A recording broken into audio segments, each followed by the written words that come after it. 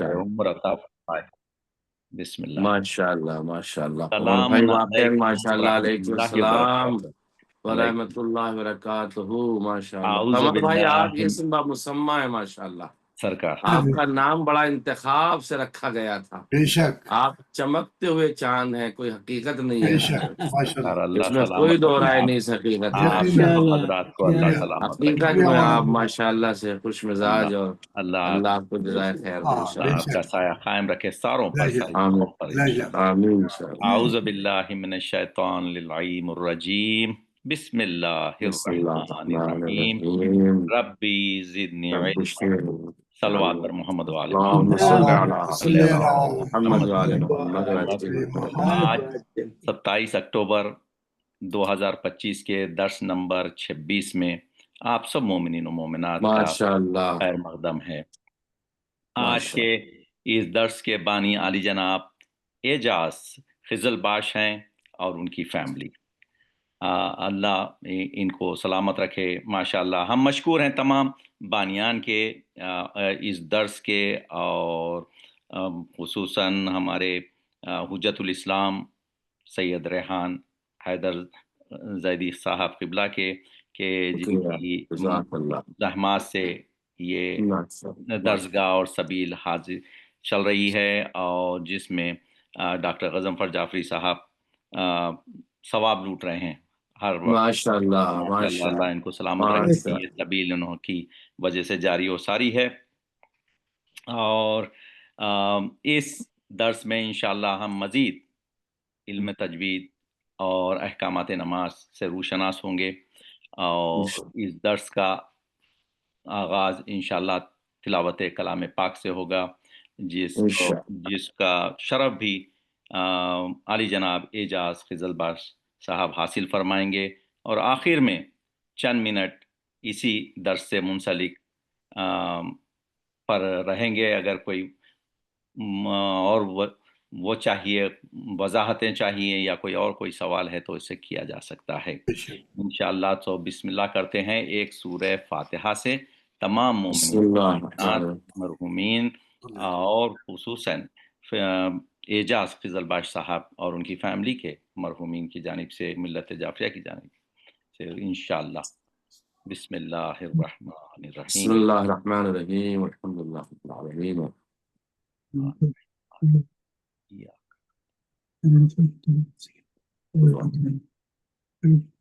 صراط الذین بسم اللہ بسم اللہ الرحمن الرحیم، قل هو اللہ اللہ، بسم اللہ صلی علی محمد۔ صلی اللہ محمد اللہم صلی اللہ۔ اب میں گزارش کروں گا عالی جناب اعجاز خزل باش صاحب سے کہ وہ تشریف لائیں اور تلاوت کلام پاک کا شرف حاصل فرمائیں۔ سرکار حاضر ہیں؟ جی ہاں۔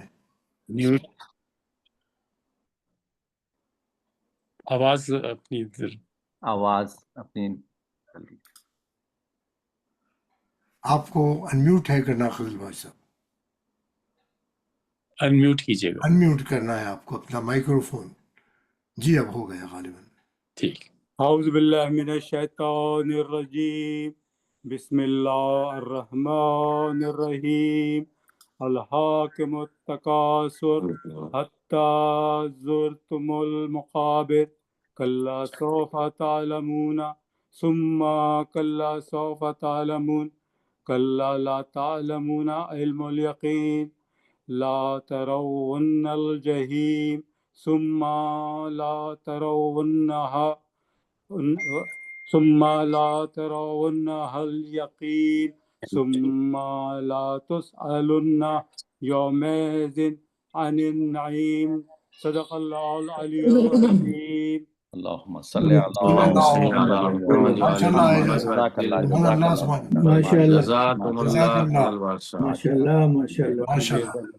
میں سرکار حجت الاسلام سے دست بستہ گزارش کرتا ہوں کہ وہ اپنا درس شروع فرمائیں۔ اعوذ باللہ من الشیطان الرجیم، بسم اللہ الرحمن الرحیم۔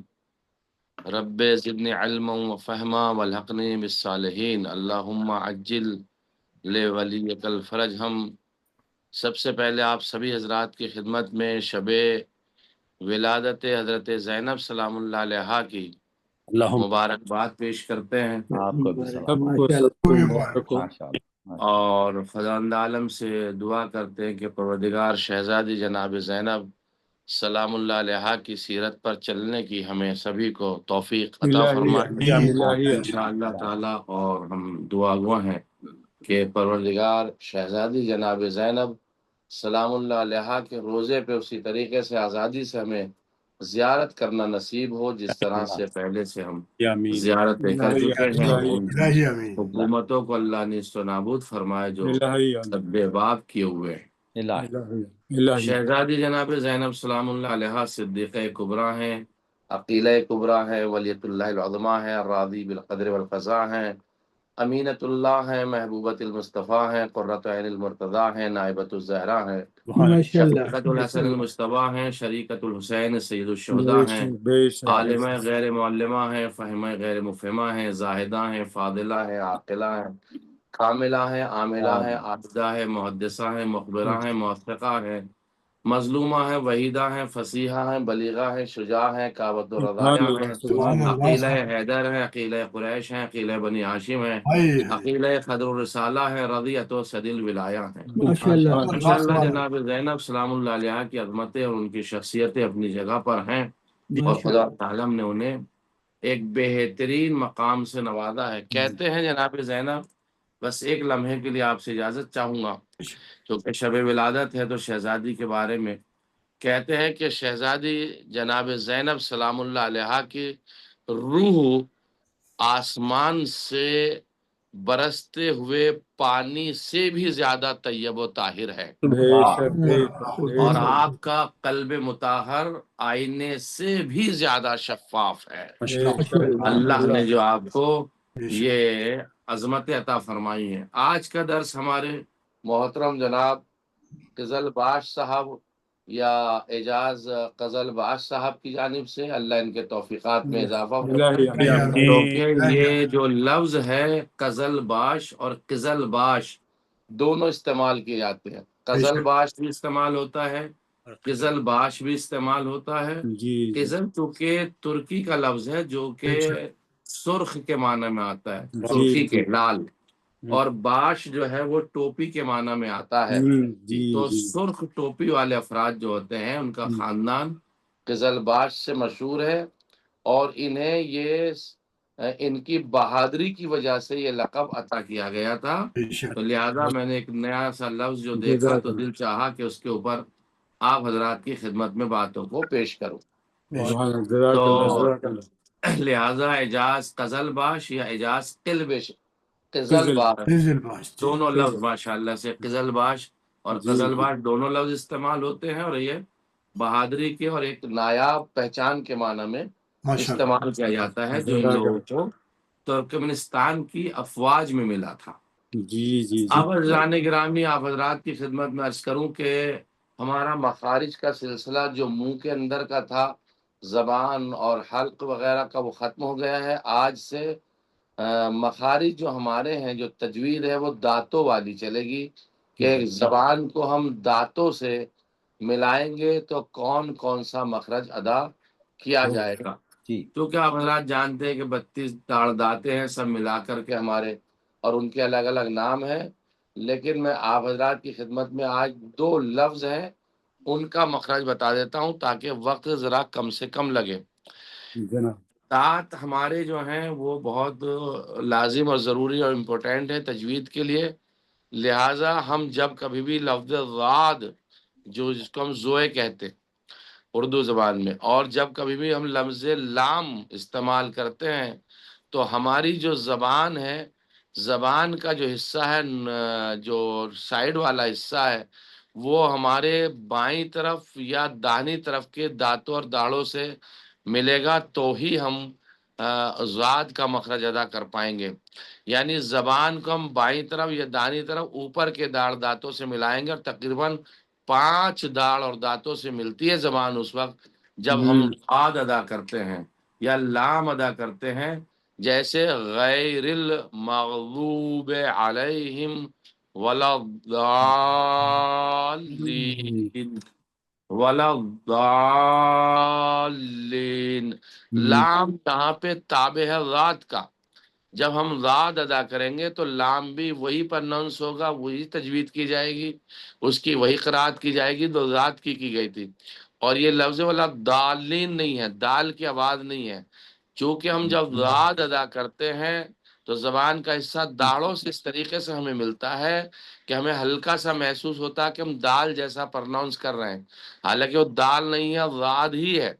تو لہذا لام اور راد یہ دو مخارج ہمارے ایسے ہیں، دو حرف ایسے ہیں کہ جب ہم انہیں ادا کریں گے تو یہ دونوں داہنی طرف دانتوں کے یا بائیں طرف دانتوں کی جو اوپر داڑھیں ہیں ان سے ملیں گے، اس وقت میں یہ ہمارا لفظ ادا کیا جائے گا۔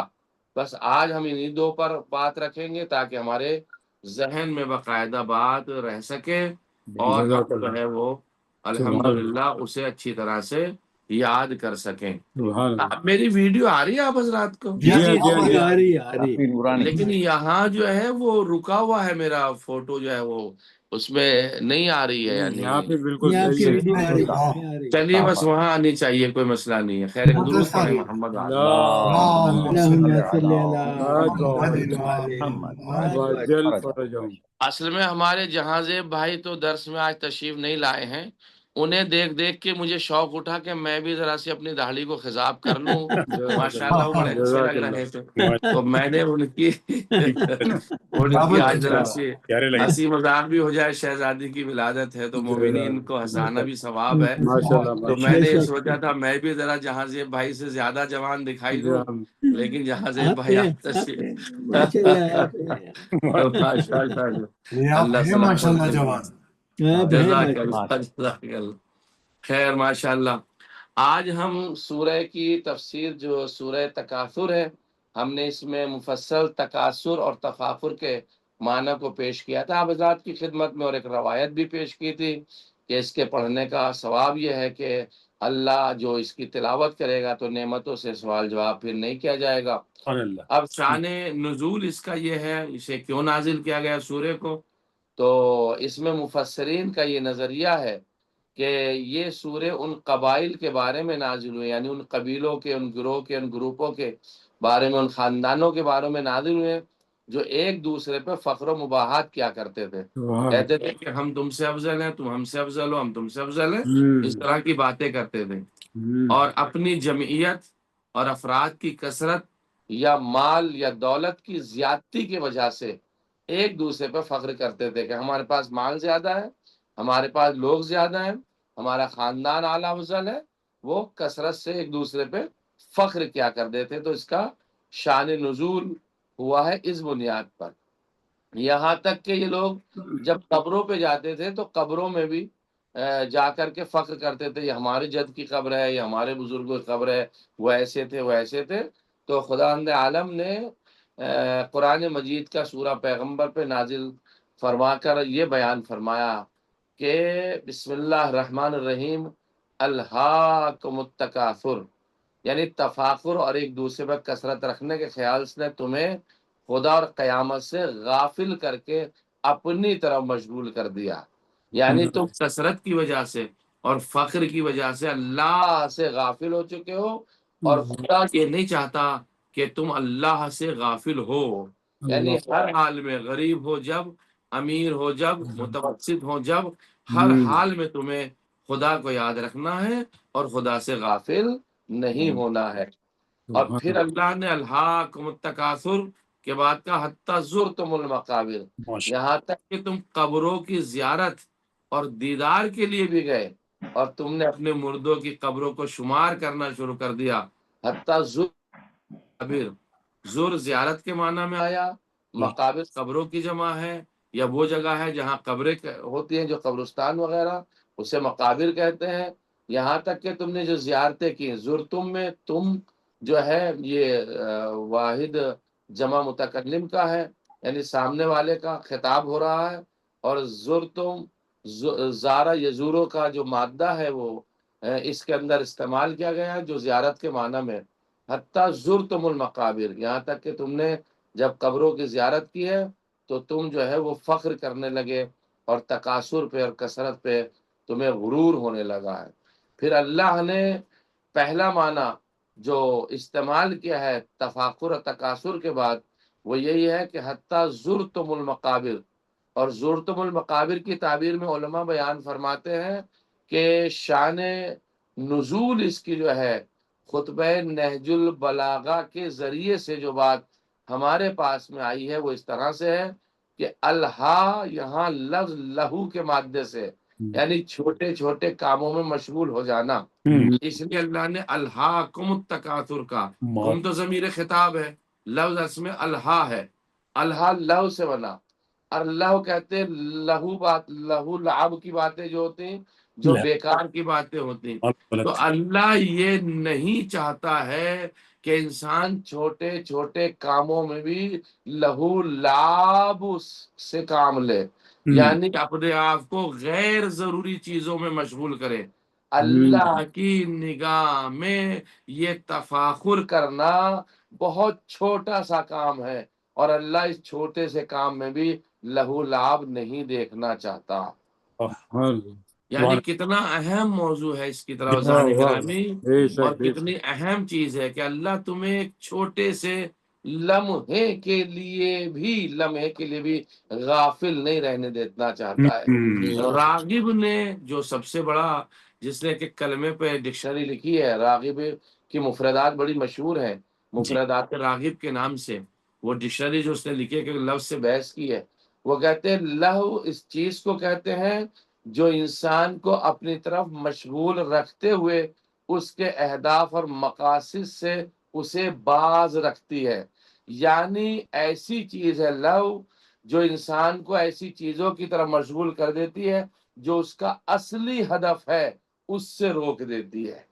کمال ہے، یعنی اگر آپ قبروں کو دیکھ رہے ہیں اور قبروں کو دیکھ کر کے آپ غافل ہو رہے ہیں ایک لمحے کے لیے، اور آپ جو ہیں اس طرف اللہ نے آپ کی خلقت کی کہ آپ اس کی عبادت میں اور اس کی یاد میں رہیں، تو اتنے چھوٹی سی اجازت بھی آپ کو نہیں دی جا رہی ہے۔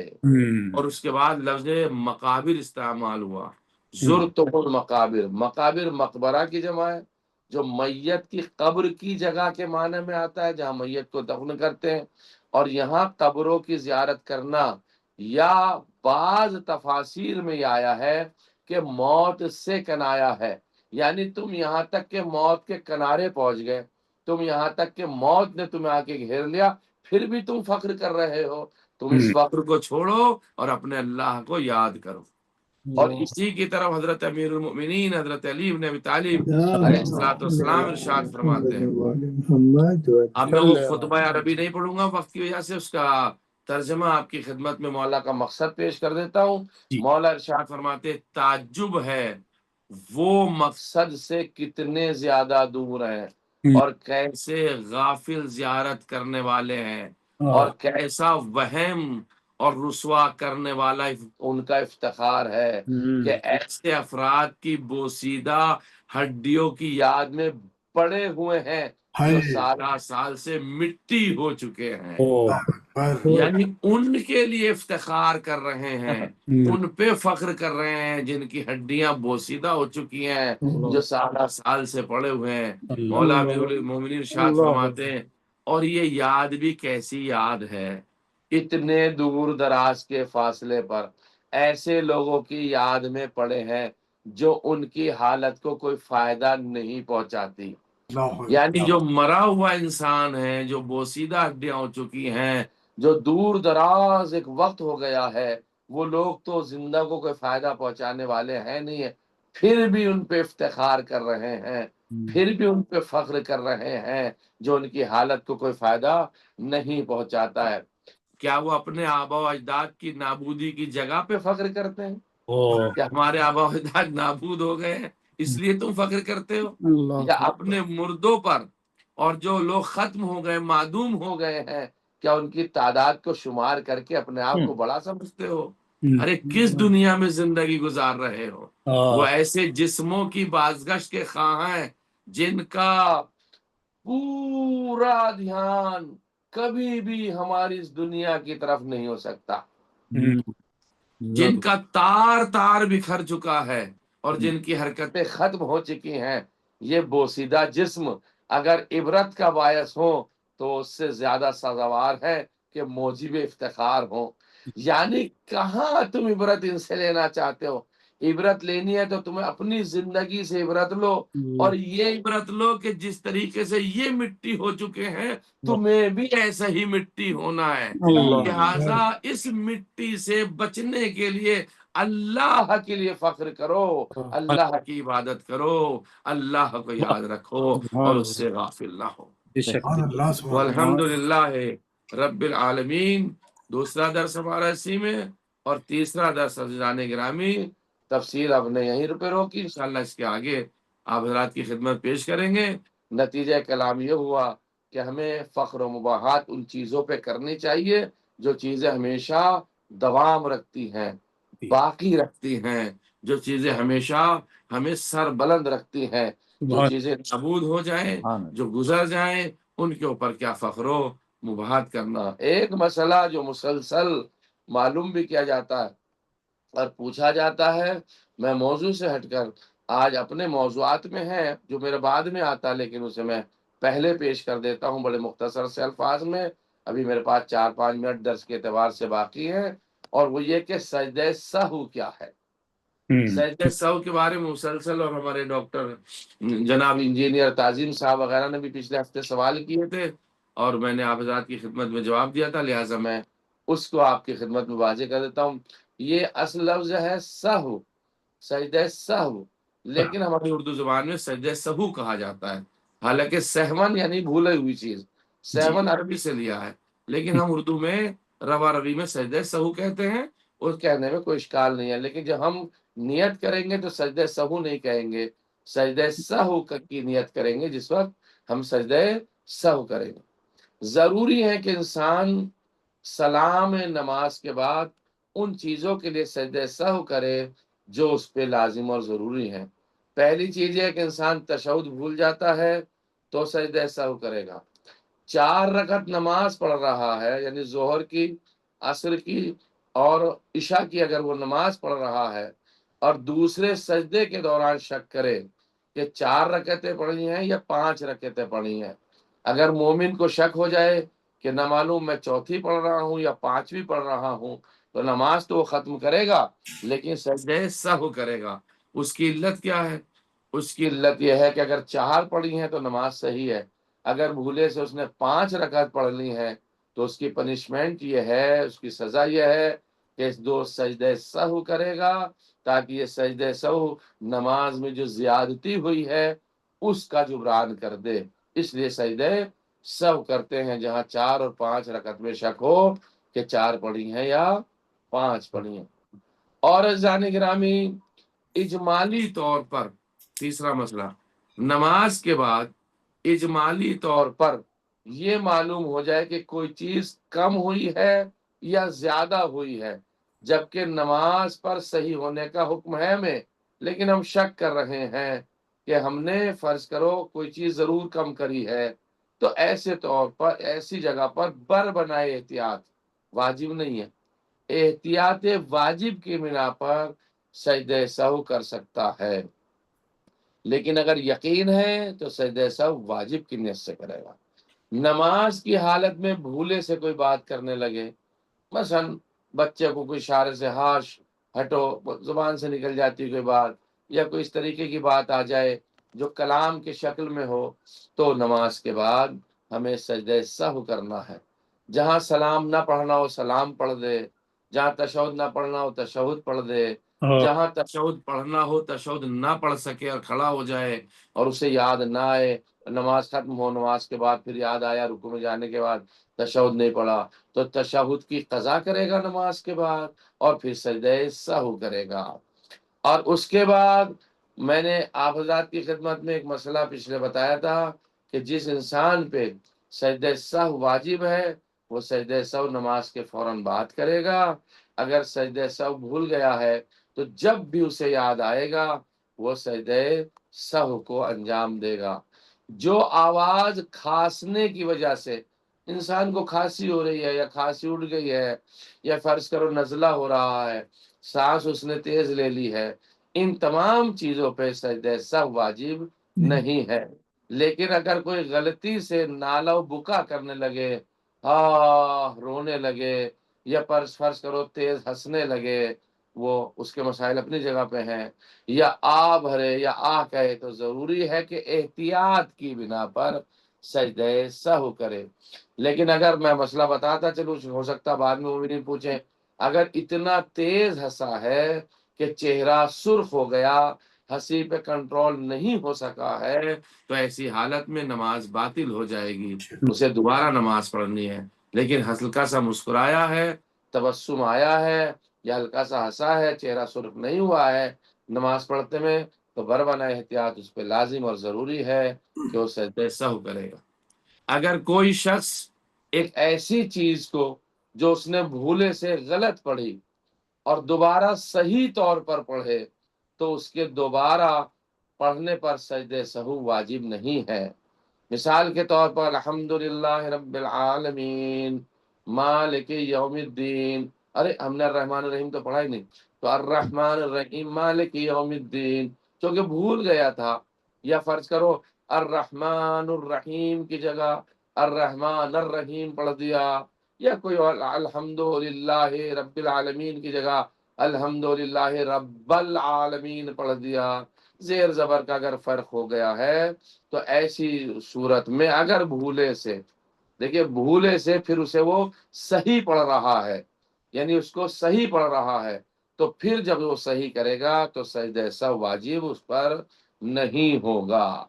माशाल्लाह। अगर कोई शख्स गलती से तस्बीहात अरबा न पढ़े, तो एहतियात मुस्तहब यह है कि नमाज के बाद 2 सजदे सहव वजह लाए। यानी तस्बीहात अरबा उस रोज मैंने आपकी खिदमत में बताया था, सुभान अल्लाह वल्हम्दुलिल्लाह वला इलाहा इल्लल्लाह वल्लाहु अकबर पढ़ना सूरह अलहम्द से बेहतर है तीसरी और चौथी रकत में, सूरह अलहम्द से बेहतर है। लिहाजा अगर कोई इंसान भूले से या गलती से तस्बीहात अरबा ना पढ़े और दोनों रकत में सूरह अलहम्द पढ़ ले, वाजिब नहीं है सजदे सहव, बेहतर है कि एक सजदे सहव कर ले, एहतियात मुस्तहब है। वल्हम्दुलिल्लाह रब्बिल आलमीन सल्लल्लाहु अला मुहम्मद व आलिहि ताहिरीन व सुभान अल्लाह, सल्लम सुभान अला अल्लाह, मुहम्मद। माशाल्लाह। सल्ली अला मोहम्मद। बहुत खूब। जी ये बिस्मिल्लाह। सवालात का वक्त है, अगर कोई वजाहत या सवालात हैं तो जी जरूर सवाल जी करें। बिस्मिल्लाह। मैं एक सवाल करना चाहता हूँ। बिस्मिल्लाह। बिस्मिल्लाहिर्रहमानिर्रहीम। एक सवाल है जी कि हम वाजिब नमाज में इकामत को नमाज का हिस्सा समझते हैं, जी इकामत को जी वाजिब होती है नमाज के साथ पढ़ने को। जी अगर अच्छा इकामत में कोई गलती आ जाती है या कोई भूल चूक हो जाती है, तो वो भी नमाज की तरह शामिल होगी सजदे सहव में, जी ठीक है ऐसे? जी अच्छा, देखिए जनाब, अजान और अकामत जी ये 2 चीजें मुस्तहबात मुअक्कदा में से। ठीक। रवायत में आया है कि अगर कोई मोमिन अजान कहता है और अकामत कहता है, तो मलाइका की 70 सफ़े उसके पीछे नमाज पढ़ती हैं। माशाल्लाह। ये अजान और अकामत का सवाब है। जी लेकिन अजान और अकामत माशाल्लाह। जुज़वे नमाज नहीं है, अच्छा। इस मुस्तहबात नमाज में है और शामिल नमाज नहीं है, यानी तकबीर कहने से पहले के अमाल है। लिहाजा अगर कोई इंसान अजान न कहे और अकामत न कहे, जब भी उसकी नमाज सही है, और अजान और अकामत न कहने पर सजदे सहव वाजिब नहीं। अच्छा ठीक है, अकामत वाजिब नहीं है। ओके। नहीं, अकामत वाजिब नहीं है। नहीं, लेकिन आगा खुई इरशाद फरमाया करते थे, आगा खुई का मसला था, आगा सिस्तानी का नहीं है। आगा खुई के जो मुकल्लदीन उस जमाने में थे, वो फरमाते थे अगर कोई इंसान भूल गया, अकामत नहीं कही है उसने, और उसे रुकू में जाने से पहले याद आ गया है, तो वो अपनी नमाज तोड़े, अकामत कहे, फिर नमाज पढ़े। इतना अहम अमल था अकामत का। आगा खुई का फतवा था, मिनहाजुस सालिहीन में उन्होंने बयान फरमाया। जी बहुत शुक्रिया, बहुत अच्छा जी, माशाल्लाह। सवाल मेरा भी है। एक सवाल, जी मैं भी 2 सवाल और हैं मेरे। एक सवाल ये था कि आप जो कुल हुवल्लाहु अहद है सूरह तौहीद के बाद कज़ालिक अल्लाहु रब्बी हम कहते हैं, نارملی ہم یہ کہتے تھے کہ جب یہ دوسری صورت میں جب یہ سورہ توحید پڑھی جاتی ہے الحمد کے بعد، تو اس وقت ہم کذالک اللہ ربی اس کے پیچھے پڑھتے ہیں اس کے بعد. لیکن اگر پہلی صورت میں، اگر پہلی رکعت میں اگر وہ آپ سورہ توحید پڑھتے ہیں تو اس کے پیچھے بھی کذالک اللہ ربی پڑھنا ضروری ہے. کذالک اللہ ربی جب کبھی بھی سورہ قل پڑھیں، چاہے جہاں پڑھیں، جی قل اگر ہم نے پڑھا ہے، سورہ اخلاص پڑھا ہے، تو کذالک اللہ ربی یا کذالک اللہ ربنا کہنا مستحب ہے، جیسا کہ پچھلے ہفتے میں بیان کیا گیا تھا. اس میں رکعت کی شرط نہیں ہے. شرط نہیں ہے. صحیح ہے، ٹھیک ہو گیا. تیسرا سوال چھوٹا سا یہ ہے کہ بسم اگر اللہ. آپ یا ہم جب وہ آخری سجدہ ہوتا ہے تو آخری سجدے کے ساتھ ہی ہم یہ بھی پڑھتے ہیں، ایک دعائیہ پڑھتے ہیں، سورہ یا خیر المسولین یا خیر الموتین، یہ پورا پڑھتے ہیں اس طرح سے، یا کوئی اور دعائیہ کلمات پڑھ جاتے ہیں.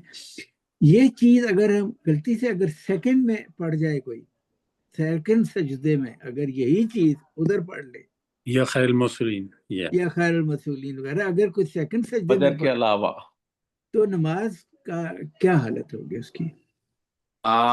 سیکنڈ سجدے سے میں مراد سمجھا نہیں، یعنی پہلی رکعت کا سیکنڈ سجدہ؟ دوسری رکعت میں جو سجدہ جی ہے، ہاں اس سجدے میں اگر جی یہ آدمی پڑھ جائے یا خیر المسولین مثال کے طور پہ ہاں، سجدے میں، تو وہ آخری رکعت ہے یا 4 رکعتی نمازوں کی آخری دوسری رکعت رکعت نہیں ہے؟ ہے.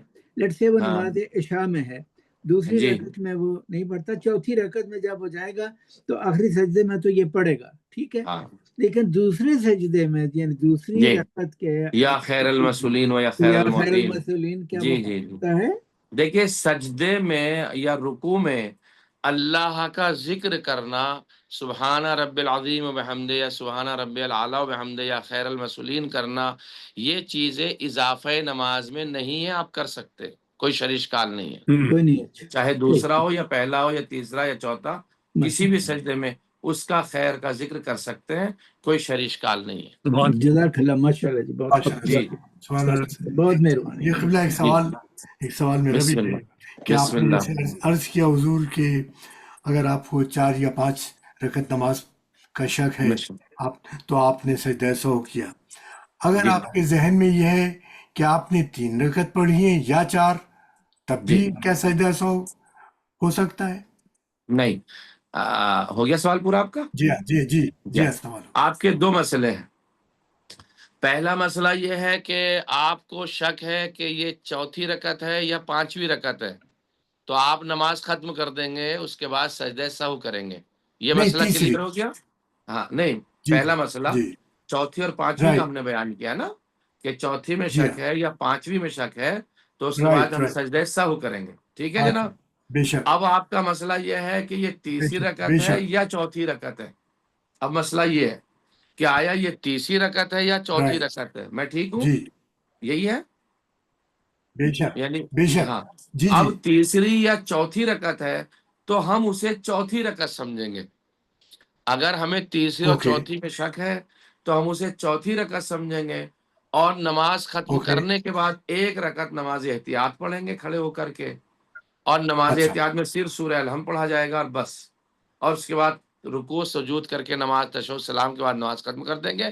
اس میں سجدہ سہو واجب نہیں ہے. سبحان اللہ سبحان اللہ. شکریہ مولانا صاحب، ماشاء اللہ. جی تو بلا جی ایک میرا سوال ہے، بسم اللہ اجازت ہو تو. جی بسم جی، اللہ. یہ قضاء عمری کی جو ہے بیٹھ کے پڑھ سکتے ہیں اگر یا کھڑے ہو کے ہی پڑھنا چاہیے؟ نہیں، نماز واجب میں چونکہ قیام شرط ہے اور قیام کھڑے ہونے کو کہتے ہیں، تو لہٰذا واجب نمازیں بیٹھ کے ہی پڑھی جائیں گی، یا واجب نمازیں اس پوزیشن میں پڑھی جائیں گی جس پوزیشن میں اپنی نماز پڑھ رہے ہیں اس وقت میں. مطلب ہمارے اوپر بیٹھ کے واجب ہو گئی یا کھڑے نہیں ہو سکتے، یا ہم اور جھک کے پڑھ رہے ہیں کھڑے نہیں ہو سکتے، یا ٹیبل پہ اور کرسی پہ بیٹھ کے پڑھ رہے ہیں نہیں پڑھ سکتے. تو جس پوزیشن میں ہم اپنی واجب نماز ادا کر رہے ہیں اسی پوزیشن میں ہم قضاء عمری ادا کر سکتے ہیں. اچھا، بہتر بہتر جی بہتر. اچھا، ایک اور جی چھوٹا سا سوال ہے. بسم صبح اللہ. فجر کی اذان کے فوراً بعد نماز پڑھ لینی چاہیے یا کچھ تھوڑا سا وقفے کے بعد؟ اگر آپ کو یہ یقین ہو گیا ہے کہ اذان اول وقت اور صحیح وقت پہ ہوئی ہے تو آپ کو بالکل لازم اور ضروری ہے کہ آپ اول وقت نماز پڑھ لیجئے. ویسے بھی نماز صبح کی فضیلت کے صرف 19 منٹ ہیں. نماز صبح کی نماز کا وقت زیادہ ہے، 1 گھنٹہ 20-22 منٹ ہوتے ہیں، لیکن فضیلت کا جو وقت ہے اول وقت جو کہلاتا ہے وہ 19 منٹ ہے. میوٹ ہے آپ. لہذا اگر ہمیں یقین ہے کہ اذان اول وقت ہوئی ہے تو ہمیں پڑھ لینا چاہیے. اس لیے بہتر یہ ہے، دیکھیے اللہ نے بڑے حساب سے احکام رکھے ہیں.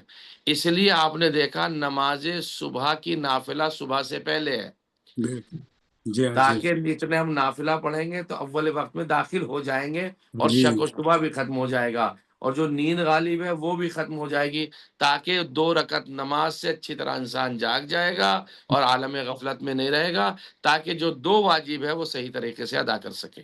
جزاک اللہ جزاک اللہ، بہت شکریہ. جزاک اللہ. ماشاء اللہ ماشاء ماشاء اللہ اللہ. ماشاء اللہ. اسی طرح صاحب مغرب کا بھی بہت کم ٹائم ہوتا ہے.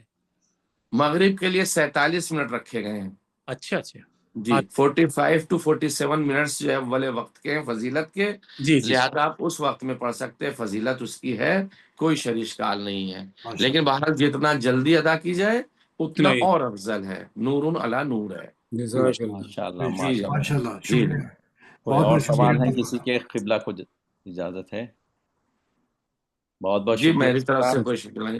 ٹھیک ہے، خداوند عالم آپ حضرات کے توفیقات میں اضافہ الہی فرمائے انشاءاللہ تعالی. آمین. پروردگار آج کے درس اور جلسہ اور جو بھی ثواب معین و مقدر اور تفسیر کا فرمایا وہ محترم جناب اعجاز قز لباس صاحب، قزل باز صاحب جو ہیں ان کے مرحومین کو اور آپ سبھی حضرات کے ہمارے مرحومین کی روح کو اصال فرمائے، الہی اور پروردگار ہمیں توفیق دے کہ ہم زیادہ سے زیادہ احکام شریعہ کو سیکھ سکیں الہی کہ صحیح معنی پہ اللہ کی عبادت کر سکیں. الہی. بسم اللہ الرحمن الرحیم. اللہم کل ولیک الحجت ابن الحسن صلواتک علیہ وعلی آبائہ فی هذه الساعة وفی کل ساعة ولیا وحافظا وقائدا وناصرا ودلیلا وعینا حتی تسکنہ ارضک طوعا وتمتعہ فیہا طویلا برحمتک یا ارحم الراحمین. صلی اللہم اللہ صلی علی بہت محمد. بہت شکریہ سرکار. انشاءاللہ بہت شکریہ. آئندہ بہت آئندہ شکریہ. خدا حافظ و ناصر بہت مولا کی بہت ضمانت شکریہ. میں بھی آپ سبھی اللہ حضرات تعالیٰ کو پھر سے مشکور ہیں آپ کے قبلہ اور ڈاکٹر بہت رفیع شکریہ. جعفری صاحب کے، اور تمام بہت شکریہ. دعا میں حاضرین یاد اور رکھیے گا. ناظرین اور سب کے ہم مشکور ہیں کہ آپ نے خدا